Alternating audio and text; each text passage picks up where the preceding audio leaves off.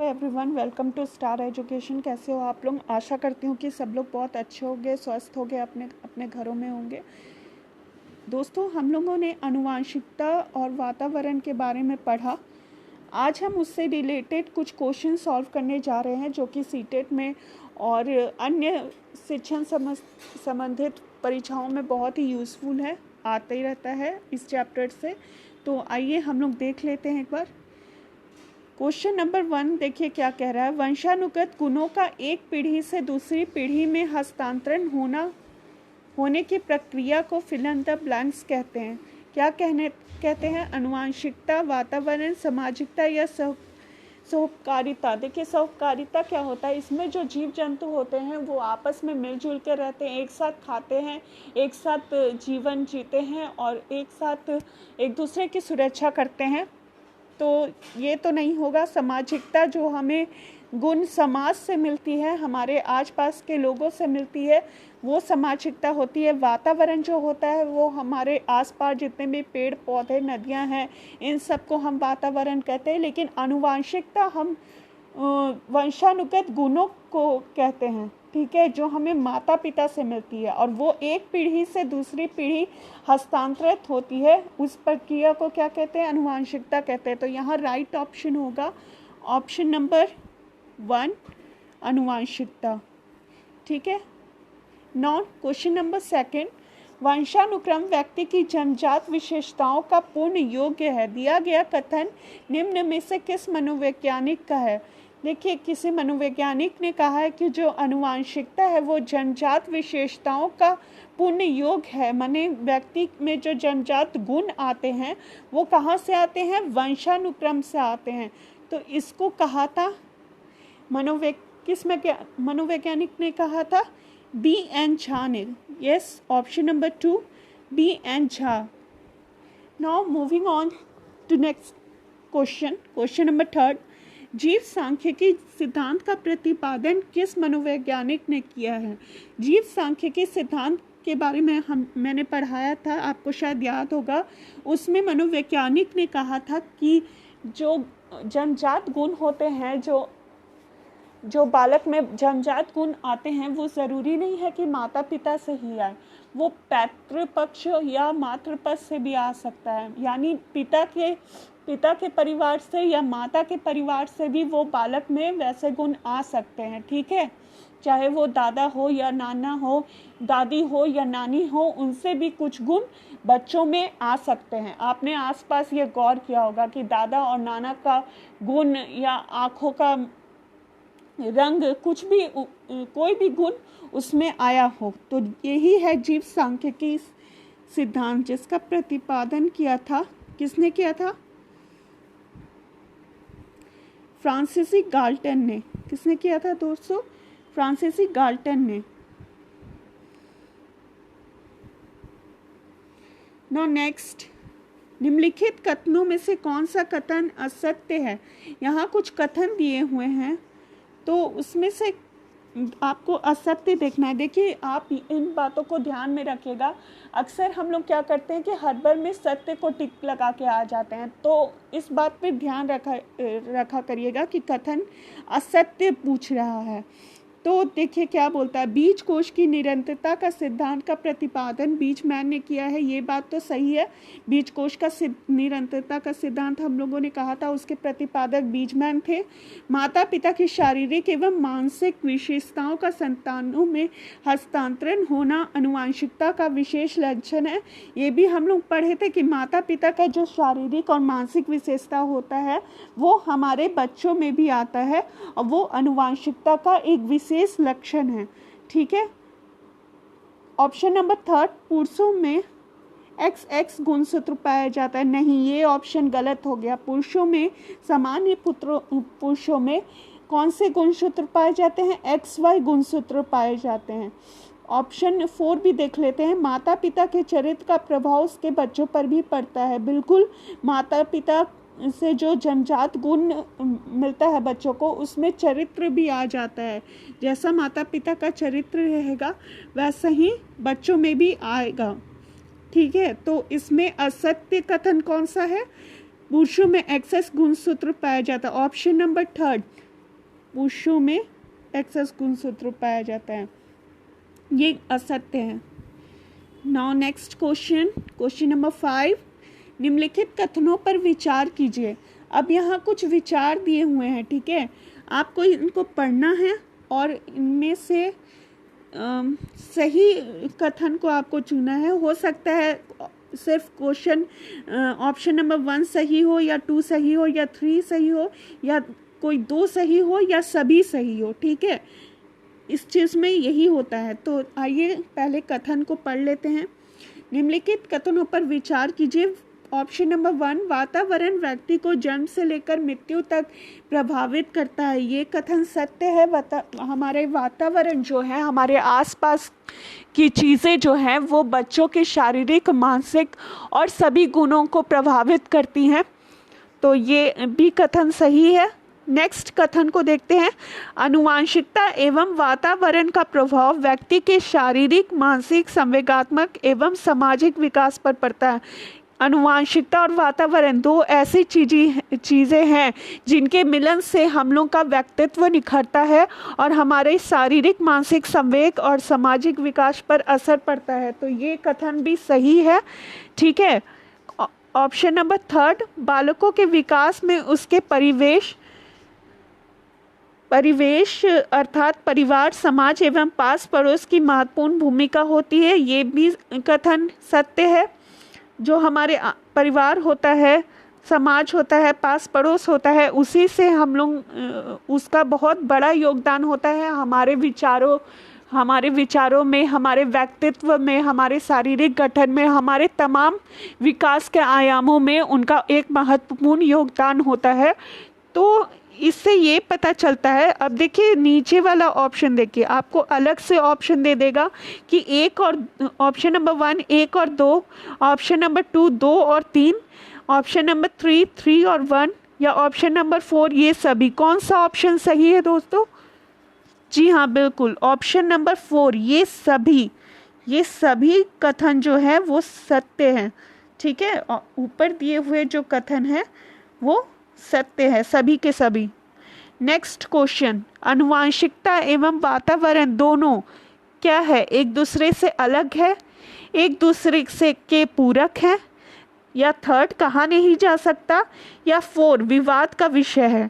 आनुवंशिकता एवं वातावरण के बारे में हम लोगों ने क्या पढ़ा था कि दोनों जो है एक दूसरे का पूरक है, किसी एक के बिना दूसरा काम नहीं आ सकता, दोनों का होना बहुत ज़रूरी है, दोनों का बहुत ही बड़ा योगदान होता है बालकों के विकास के लिए, ठीक है। तो यहाँ ऑप्शन नंबर जो 2 है वो सही है, ठीक है, एक दूसरे के पूरक हैं। नाउ क्वेश्चन नंबर 7, बालकों की बुद्धिमत्ता निर्भर करती है। बालक की बुद्धिमत्ता किस पे निर्भर करती है? ज्ञानवर्धन के लिए पारिवारिक भ्रमण पर, 2 पारिवारिक परिवेश पर, 3 किस प्रकार वे अपने पर्यावरण का प्रयोग करते हैं, या 4 प्रारंभिक जीवन में घर में की गई पढ़ाई। देखिए दोस्तों, ज्ञानवर्धन के लिए पारिवारिक भ्रमण पर जाना बार बार मुश्किल है और छोटे बच्चों को उतना समझ में भी नहीं आएगा, लेकिन ऑप्शन नंबर 2 को आप देखिए, पारिवारिक परिवेश पर वो परिवार के साथ रहते हैं, अगर परिवार की भाषा मधुर है, अच्छी है और व्यक्तित्व अच्छा है, शिक्षा का माहौल है उसके परिवार में, तो बच्चों पे भी अच्छा असर पड़ेगा।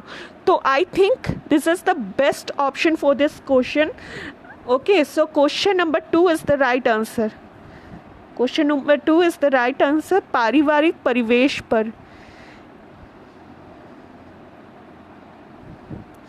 किस प्रकार वे, अच्छा 3rd और 4 ऑप्शन भी हम लोग देख लेते हैं, किस प्रकार वे अपने पर्यावरण का प्रयोग करते हैं। तो पर्यावरण का प्रयोग नहीं होता, पर्यावरण जैसा वो रहेगा वैसा ही वो उसमें समायोजन करेगा, ठीक है, वैसे ही वो सीखेगा, ना कि वो उपयोग करेगा, वैसे ही वो चीज़ सिखाएगा, हमारा वातावरण सिखाएगा कि कैसा रहन सहन होना चाहिए, कैसा लाइफ स्टाइल होना चाहिए, है ना।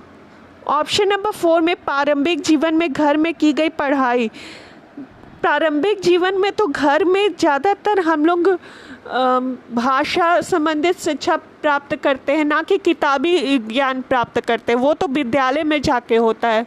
बाकी के जितने गुण हैं वो परिवार से आते हैं, तो यहाँ पढ़ाई का कोई रोल नहीं है। अगर इसके जगह होता कि प्रारंभिक जीवन में घर में का वातावरण, तो कुछ सोचा जा सकता था। इसलिए ऑप्शन नंबर सेकंड बेस्ट है कि पारिवारिक परिवेश पर, परिवार का जैसा परिवेश रहेगा वैसे ही बालकों की बुद्धिमत्ता भी होगी।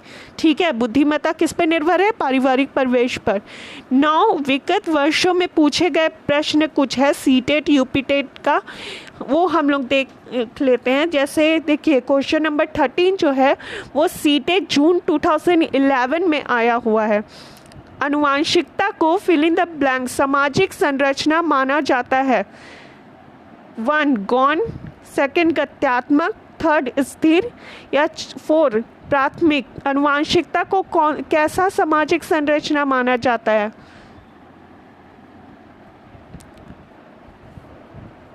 आनुवंशिकता को स्थिर सामाजिक संरचना माना जाता है। ठीक है, तो ऑप्शन नंबर कौन सा है? 3rd। ऑप्शन नंबर 3rd सही है, स्थिर। ठीक है, क्वेश्चन नंबर 14 बालक के चरित्र का विकास किसके द्वारा होता है? बालक का चरित्र का निर्माण किसके द्वारा होता है? फर्स्ट ऑप्शन नंबर 1 इच्छा शक्ति द्वारा, क्वेश्चन नंबर 2 बर्ताव एवं व्यवहार द्वारा, क्वेश्चन नंबर 3 नैतिकता द्वारा या क्वेश्चन नंबर 4 इन सभी के द्वारा। तो देखिए ऑप्शन नंबर 4 जो है वो इन सभी के द्वारा होगा। क्यों? क्योंकि उसकी जो इच्छा शक्ति जैसी होगी वो वैसे ही एडजस्ट करेगा अपने इन्वायरमेंट में, चाहे जैसा भी इन्वायरमेंट हो। ठीक है, आसपास का माहौल जैसा भी हो, अगर उसकी इच्छा शक्ति प्रबल रहेगी, मजबूत रहेगी, तो वो उस वातावरण में भी एडजस्ट कर जाएगा। और अगर ख़राब इन्वायरमेंट भी है तो भी उसमें एडजस्ट करके और अच्छी चीज़ें सीखेगा। ठीक है, बर्ताव एवं व्यवहार द्वारा उसका जैसा बर्ताव रहेगा, व्यवहार रहेगा, आसपास का बर्ताव एवं व्यवहार जैसा रहेगा वो वैसे ही अनुकरण करेगा, उसका बर्ताव और व्यवहार वैसे ही होगा और वैसे ही उसका चरित्र का निर्माण होगा। तो इस पे भी डिपेंड करता है। 3rd में देखिए नैतिकता द्वारा, जैसी नैतिक शिक्षा उसे प्राप्त हुई है, जैसी समाज में कैसा रहना है, समाज में कैसा एडजस्ट करना है, जो चीज़ वो सीखा है आसपास से, वैसी नैतिकता के द्वारा ही उसके चरित्र का निर्माण होगा। तो इसलिए क्वेश्चन नंबर 4 ऑप्शन नंबर 4 जो है वो बिल्कुल राइट है। इन सभी के द्वारा, इन सभी का होना जरूरी है किसमें? चरित्र का विकास में। व्यक्तित्व अस्थाई समायोजन है, ये देखिए सीजी टेट जुलाई 2011 में आया गया है, चंडीगढ़ टेट 2011 में आया गया है। ठीक है, देखिए क्या बोलता है, व्यक्तित्व अस्थाई समायोजन है किसका? ऑप्शन नंबर 1 पर्यावरण के साथ, किसके साथ है? पर्यावरण के साथ है, या 2 जीवन के साथ है, या 3rd प्रकृति के साथ है। किसके साथ है? व्यक्तित्व अस्थाई रूप से समायोजन किसके द्वारा कर पाता है? तो ये सभी के द्वारा होगा, ये सभी के द्वारा होगा। अब जानते हैं ये सभी के द्वारा कैसे होगा। जैसा कि हम लोगों ने पढ़ा था कि पर्यावरण हमारे व्यक्तित्व को प्रभावित करती है, जीवन जैसे जैसे गुजरते जाता है वैसे वैसे हमें जो अनुभव प्राप्त होता है आसपास से, उसके द्वारा हमारे व्यक्तित्व में निखार आती है। 3rd जो है प्रकृति के साथ, जैसी हमारी प्रकृति होगी वैसे ही हम लोग का व्यक्तित्व होगा। इसलिए ये तीनों ऑप्शन ही बेस्ट है। इसलिए option number 4 is the right answer of this question. ये सभी पर्यावरण, जीवन और प्रकृति, इन सब का अस्थाई समायोजन होता है व्यक्तित्व के साथ। ठीक है, नाउ क्वेश्चन नंबर 16, मानसिक विकास को प्रभावित करने वाले कारक कौन कौन से हैं? ऑप्शन नंबर 1 वंशानुक्रम, ऑप्शन नंबर 2 परिवार का वातावरण, ऑप्शन नंबर 3 परिवार की सामाजिक स्थिति, या ऑप्शन नंबर 4 उपरोक्त सभी। ये देखिए चंडीगढ़ टेट जुलाई 2011 में आया हुआ क्वेश्चन है। ठीक है, तो इसमें जो है उपरोक्त सभी होगा, क्यों होगा वो भी मैं एक्सप्लेन कर देती हूँ।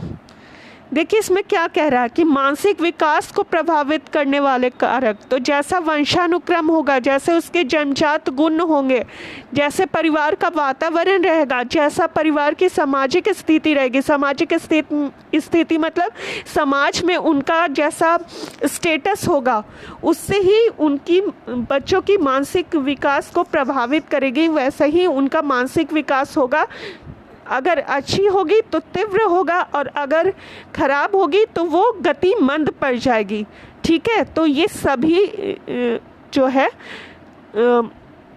यूज़फुल है मानसिक विकास के लिए। ठीक है, तो ऑप्शन नंबर 4 इसमें होगा, उपरोक्त सभी। Now next question is from PTET. PTET means Punjab TET, ये जुलाई 2011 का क्वेश्चन है। ठीक है, माता पिता से वंशजों में हस्तांतरित होने वाले लक्षणों को कहा जाता है। ऑप्शन नंबर 1 पर्यावरण, 2 जीन, 3 आनुवंशिकता या 4 होम्योस्टेसिस। कौन सा होगा इसमें? देखिए बेस्ट ऑप्शन कौन सा है?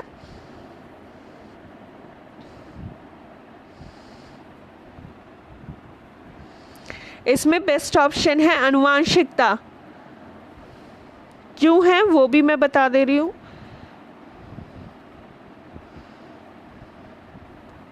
माता पिता से वंशजों में हस्तांतरित होने वाले लक्षण, जो गुण हमें माता पिता से मिलती है वो आनुवंशिकता कहलाती है। तो इट्स दैट सिंपल। ओके, इसमें एक्सप्लेन करने वाली कोई बात ही नहीं है। हम लोग ये पढ़ चुके हैं कि आनुवंशिकता किसको बोलते हैं, जो वंशजों से हमें मिलती है ना, जो हमें वंशजों से गुण मिलती है उसको हम लोग कहते हैं आनुवंशिकता। देखिए ऑप्शन नंबर 4 जो है होम्योस्टेसिस, उसको क्या बोलते हैं? होम्योस्टेसिस जो है वो हमारे शरीर को नियंत्रण करता है, समन्वय करता है। ठीक है, हमारे भीतर या बाहरी वातावरण का संतुलन बनाए रखने में सहायता करता है। ठीक है, तो उसी को हम लोग होम्योस्टेसिस बोलते हैं। नाउ क्वेश्चन नंबर 18, ये है पीटेट का जुलाई 2011 का क्वेश्चन। वह प्रक्रिया जिसके द्वारा माता पिता यह अनुमान लगाते हैं कि उनके बच्चों में सभी सकारात्मक गुण हैं, क्योंकि एक गुण सकारात्मक है, कहलाता है, क्या कहलाता है? इसका बेस्ट ऑप्शन है परिवेश का प्रभाव। नंबर 1 परिवेश का प्रभाव। क्यों होगा? देखिए क्वेश्चन क्या बोल रहा है। वह प्रक्रिया जिसके द्वारा माता पिता यह अनुमान लगाते हैं कि उनके बच्चों में भी सकारात्मक गुण आएगा। तो जब परिवेश अच्छी होगी, उनको वातावरण घर का अच्छा मिलेगा, अच्छे से लालन पालन होगा, उसका पौष्टिक आहार मिलेगा, तो इसके द्वारा माता पिता ये अनुमान लगा सकते हैं कि उसमें बच्चों में सकारात्मक गुण आएगा। ठीक है, नेक्स्ट क्वेश्चन मानव व्यक्तित्व परिणाम है। मानव जो है, देखिए मानव गलत लिखा हुआ है यहाँ, मानव व्यक्तित्व परिणाम है। ऑप्शन नंबर 1 केवल आनुवंशिकता का, 2 पालन पोषण और शिक्षा का, 3 आनुवंशिकता और वातावरण की अंतःक्रिया का, या नंबर 4 केवल वातावरण का। कौन सा ऑप्शन सही होगा? आपको कौन सा लगता है? बिल्कुल ऑप्शन नंबर 3 आनुवंशिकता और वातावरण की अंतःक्रिया क्या, क्योंकि जो भी हम लोग का विकास है या व्यक्तित्व का परिणाम है वो सब दोनों चीज़ों पे डिपेंड करता है, आनुवंशिकता पे भी डिपेंड करता है और वातावरण पे भी डिपेंड करता है। इसीलिए यहाँ ऑप्शन नंबर 3 बहुत बेस्ट आंसर है। ठीक है,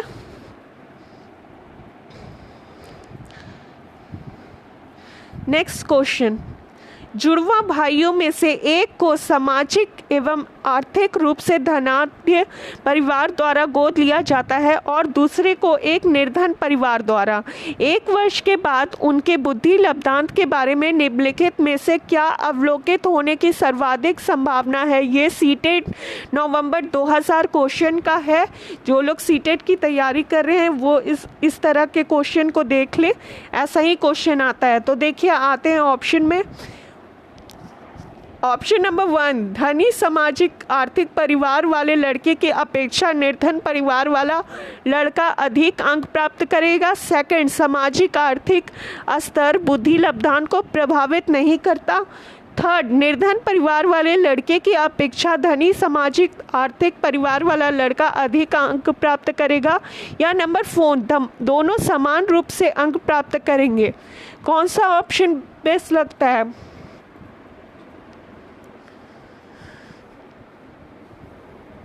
देखिए,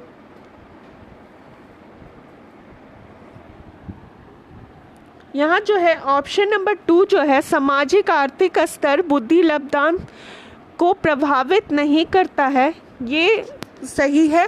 क्योंकि जो समाज और आर्थिक स्तर जो है वो नहीं, बल्कि हमारी मानसिक प्रक्रिया कैसी है, क्योंकि हर बालक अलग अलग होता है। कोई बालक विशिष्ट होता है, कोई बालक मंद गति का होता है। तो ज़रूरी नहीं है कि सबकी सोशल बैकग्राउंड जो है और इकोनॉमिकल कंडीशन सही भी हो। आप अगर गांव का कोई लड़का भी है जो निर्धन है तो ज़रूरी नहीं है कि वो पढ़ने लिखने में ख़राब हो, उसकी भी मानसिक स्थिति ऐसी हो सकती है कि वो अच्छा पढ़ने लिखने में हो, अच्छा कर सके। तो सामाजिक और आर्थिक स्तर जो है बुद्धि लब्धांत को प्रभावित नहीं करता है, बल्कि ये उसके मानसिक स्तर पे डिपेंडेंट होता है। नेक्स्ट, क्वेश्चन नंबर 21, निम्नलिखित में से कौन सा मुख्य रूप से आनुवंशिकता संबंधित कारक है? ये सीटेट जुलाई 2013 का क्वेश्चन है। नंबर 1, आँखों का रंग। ऑप्शन नंबर 2, सामाजिक गतिविधियों में भागीदारिता। ऑप्शन नंबर 3, समकक्ष व्यक्तियों के समूह के प्रति अभिभूति। या ऑप्शन नंबर 4, चिंतन पैटर्न। कौन सा बेस्ट ऑप्शन लगता है? देखिए, यहाँ पे जो सही होगा वो होगा ऑप्शन नंबर 1, आँखों का रंग। ठीक है, हम लोगों ने पढ़ा था कि आनुवंशिकता से आँखों का रंग, जन्मजात गुण, शारीरिक गठन, मानसिक स्थिति, ये सब हस्तांतरित होती है। तो आँखों का रंग यहाँ बेस्ट ऑप्शन है। बाकी के ऑप्शन भी देख लेते हैं। सामाजिक गतिविधियों में भागीदारिता, ये आनुवंशिकता नहीं है, ये आसपास के वातावरण में और बच्चों के स्कूल के वातावरण पे डिपेंड करता है कि वो सामाजिक गतिविधि में कितना भागीदारी लेता है, कितना पार्टिसिपेट करता है। वो उसके नैतिक स्थिति को दर्शाता है, ना कि आनुवंशिकता को। ऑप्शन नंबर 3, समकक्ष व्यक्तियों के समूह के प्रति अभिभूति, सेम एज के व्यक्तियों के प्रति सम्मान जो है, अभिभूति जो है उसमें डिपेंडेंट करता है। नहीं, आनुवंशिकता का इससे कोई लेना देना नहीं है। इसका उसकी सोच पे, उसके एनवायरनमेंट में वो कैसा नैतिक गुण उसमें है उस पे डिपेंड करता है। और चौथा है चिंतन पैटर्न। चिंतन पैटर्न तो बौद्धिक क्षमता से हो गया। बौद्धिक क्षमता जरूरी नहीं है कि आनुवंशिकता से हो, लेकिन आँखों का रंग जो है वो आनुवंशिकता से ही आता है। तो बेस्ट ऑप्शन जो है वो है आँखों का रंग। ठीक है। नाउ क्वेश्चन नंबर 22, निम्नलिखित में से फिल इन द ब्लैंक्स के अतिरिक्त सभी वातावरण कारक विकास को आकार देते हैं। निम्नलिखित में से फिल इन द ब्लैंक्स के अतिरिक्त वातावरण कारक विकास को आकार देते हैं। मतलब ऐसा ऑप्शन आपको चुनना है जिसके अतिरिक्त बाकी सब सही है। ठीक है, जिसके अतिरिक्त जो है, मतलब उसके अलावा जो है बाकी सब ऑप्शन सही है जो वातावरणीय कारक विकास को आकार देता है। तो देखिए कौन कौन से हैं। नंबर 1 है पौष्टिकता की गुणवत्ता, सेकंड है संस्कृति, थर्ड है शिक्षा की गुणवत्ता और 4 है शारीरिक गठन। कौन सा ऑप्शन बेस्ट है? शारीरिक गठन वातावरणीय कारक विकास को आकार देता है। आपका शारीरिक देखिए ऑप्शन नंबर 4 यहाँ सही है। क्यों सही है वो भी मैं बता देती हूँ। वातावरण अगर स्वच्छ रहेगा, अच्छा रहेगा, साफ सुथरा रहेगा तो वो हम लोग के पौष्टिकता की गुणवत्ता को बढ़ाएगा। उससे हमारा खान पान अच्छा होगा, हमारा स्वास्थ्य अच्छा होगा। ठीक है, नेक्स्ट है संस्कृति। अगर हम लोग का वातावरणीय कारक जो है वो सही रहेगा, हम लोग संस्कृति के प्रति और भी हम अपने संस्कृति के प्रति और भी भागीदारिता लेंगे, उसमें के प्रति चिंतन और बढ़ाएंगे। नेक्स्ट है शिक्षा की गुणात्मकता। जैसा हम लोग का आसपास का माहौल रहेगा शिक्षा में, हम लोग का वैसा ही गुण आएगा। लेकिन जो ऑप्शन नंबर 4 है शारीरिक गठन, वो वातावरणीय कारक विकास को आकार नहीं देता है, क्योंकि शारीरिक गठन वातावरण से नहीं बल्कि आनुवंशिकता से आती है। ठीक है, माता पिता के द्वारा आती है। माता पिता का शारीरिक गठन जैसा होगा वैसे ही बच्चों का भी होगा। तो दोस्तों आज के लिए क्वेश्चन नंबर 22 तक रखते हैं। बाकी के नेक्स्ट क्वेश्चन हम लोग नेक्स्ट वीडियो में करेंगे। ये जो क्वेश्चन है तमाम क्वेश्चन को आप याद कर लीजिए। आज नेक्स्ट डे जो पढ़ाएंगे वो उसके बारे में, उसे को पढ़ने से पहले आप एक बार रिवीजन कर लीजिएगा चैप्टर का। ठीक है, ताकि आपको और अच्छा से समझ में आए। तो आज के लिए इतना ही। ठीक है, घर पर रहें, सुरक्षित रहें। Thank you so much for watching my videos. Thanks.